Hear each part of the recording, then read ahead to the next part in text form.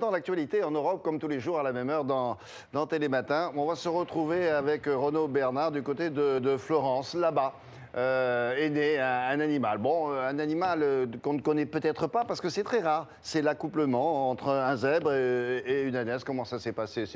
C'est très privé. On vous racontera pas toute l'histoire, mais c'est rarissime. Alors ça s'appelle comment, un animal comme ça? Renaud, bonjour. Bonjour William, ça s'appelle un zonki, c'est la traduction, la contraction pardon de deux mots, de deux mots d'ailleurs d'origine anglaise, zebra et donkey. On aurait pu appeler ça aussi un zan si on avait fait la contraction entre le mot zèbre et le mot âne. Et il s'appelle hippo. Il faut savoir qu'il n'y en a que trois sur la planète. Un est né aux États-Unis, l'autre en Chine et le troisième, il y a bien chez nous, ici en Italie, dans une ferme de Florence. Alors c'est une ferme un peu particulière, d'ailleurs c'est un refuge pour animaux sauvages maltraités. Alors animaux sauvages maltraités, ce sont souvent des animaux récupérés dans des cirques, comme le papa de Hippo, le petit zonki, le zèbre, était dans un cirque et il était maltraité. On vous raconte toute cette histoire. C'est un reportage de Gianclaudio Calderara et de Claudia Billy. Des pattes zébrées, des oreilles d'âne. Il s'appelle Hippo, c'est un rarissime zonki. Le croisement entre à gauche son père Martin, à droite sa mère Jade. Une curiosité que l'on se presse de venir découvrir.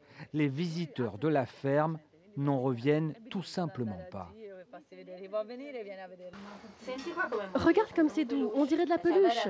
De le voir à moitié zébré juste à côté de sa mère, qui est une ânesse, on se dit c'est pas possible. Une merveille de la nature. Âne, zèbre ou zonki, pour un nouveau-né, le lait maternel, ça donne du tonus, ça c'est sûr. C'est un entre-deux. Au début, il ressemblait surtout à un âne. Puis avec les semaines, il s'apparente de plus en plus à son père, de plus en plus sauvage. Sauvage, le mot est lâché. Au milieu des 170 animaux de la ferme. Là, il y a les chameaux, un mâle et une femelle. Martin, le zèbre, a fait des siennes. C'était il y a un an, par un beau soir d'été. L'aventure. Martin a sauté cette barrière et il est allé dans l'enclos de l'autre côté où il y a Jade. Il a soulevé le verrou parce que ça, il le fait facilement. Et il est entré. Un zébroïde, c'est le nom scientifique d'Hippo, dont on ne sait pas encore, il est trop jeune, s'il sera en mesure de se reproduire pour perpétuer sa nouvelle espèce. Ils vont le garder dans le zoo, ce jeune zonké.